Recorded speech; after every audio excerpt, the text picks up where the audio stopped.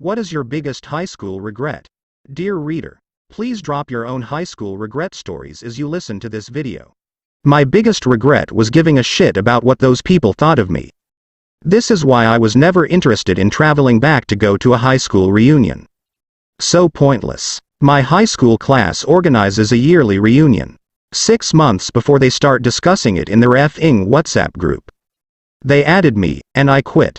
They added me again. I kindly asked them not to add me to random groups without asking first and quit. They added me again, and this went on many times. They did the same thing to everyone who quit. I've just silenced the group, let them discuss in the background. I currently have 2,000 unread messages. Last time only 5 of us were there. You really should come next time.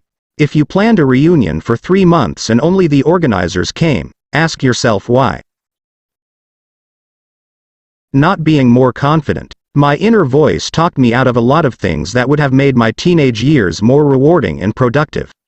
Shoot your shot, and act like nothing happened when it fails. Confidence is 100% people pretending to know what the hell they are doing regardless of whether they actually know or not. Nothing that happened in high school is going to matter when you are 40. Just keep that in mind. I wish I had known that a kid in my drama class was being abused by his parents.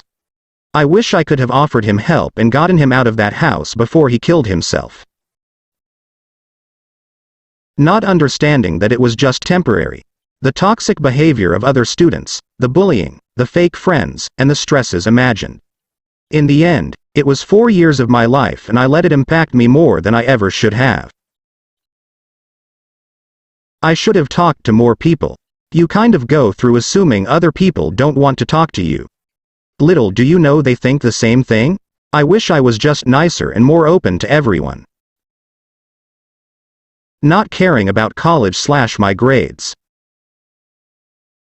Not dating and socializing. I never wanted anything to do with anyone, as much as people tried. I missed out on basic experiences which didn't bother me back then, but now I'm like I wish I did more high school kid things LMAO. I was coming here to say that I should have completely skipped dating, so nearly the opposite of you.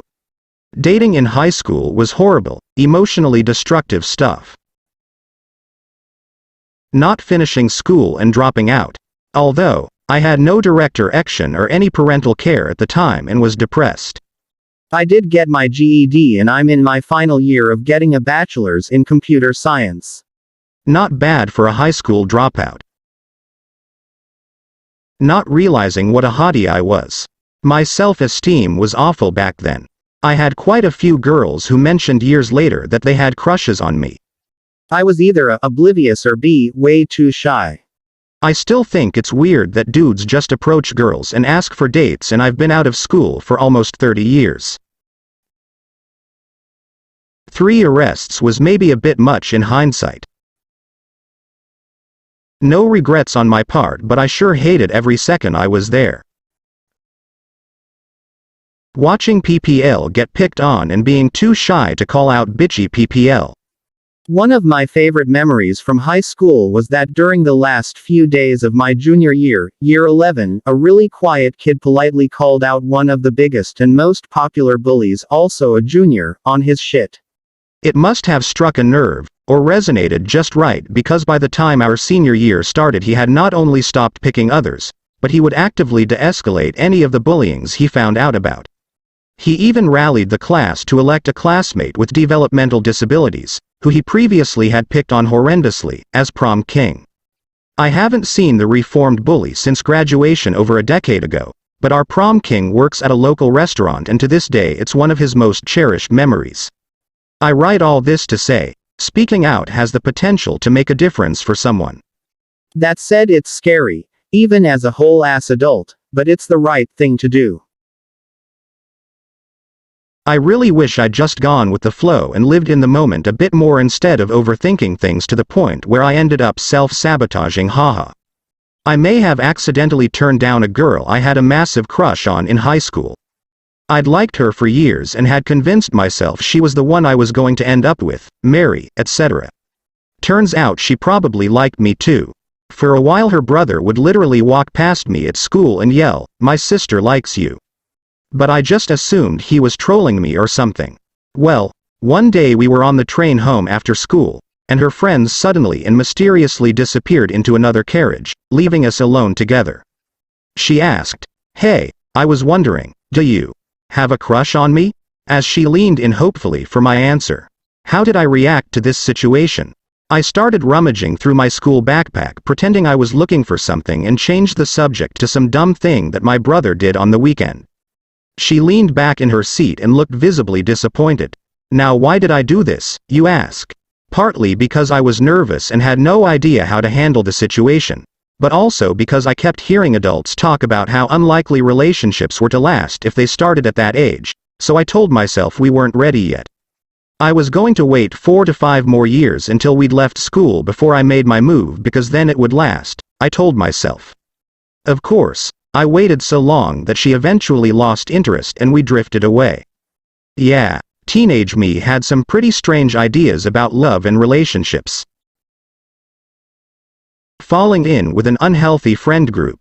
They were controlling and possessive, and I ended up isolating myself from other, possibly healthier, friendships. I was always warned about abusive romantic relationships. I didn't realize friendships could be abusive as well. Letting myself fall for an older guy and move across the country for him. I left home at 17, right before senior year started.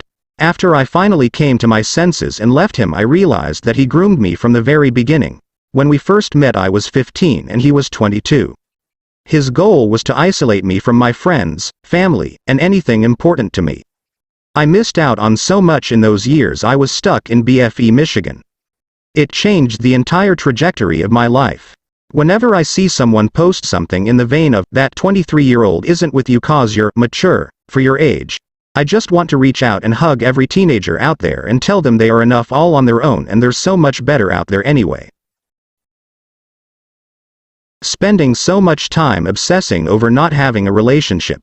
I started probably at 13, so by high school, it was at a fever pitch.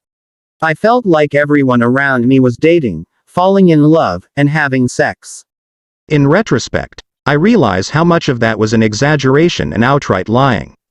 This obsession leads to some pretty ill-advised crushes and infatuations that make me cringe so much thinking about it. Not paying attention in Walter White's class. I'm in high school right now and I feel like I'm gonna regret a lot of things because I'm wasting my youth. I just feel quite depressed and lost my chances of making friends. I don't sneak out of the house, go to parties, or do anything fun. I hope can fall in love at least, that's all I want. Bad boyfriend's face with rolling eyes. Don't date until you're 18 kids.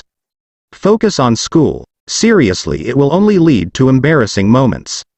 I still think about the gossip told about me as an adult but literally, no one remembers it. Don't. It's like hating a previous relationship, it's hating a part of you. By other subjective standards I did better or worse or could have done X, Y, Z differently or understand this or that. But I wouldn't be who I am today and regretting what I didn't understand, do or whatever isn't going to help me now. However, relationships. I would have burned down and through more relationships, personal relationships. To practice for adult land. Soft skills are important.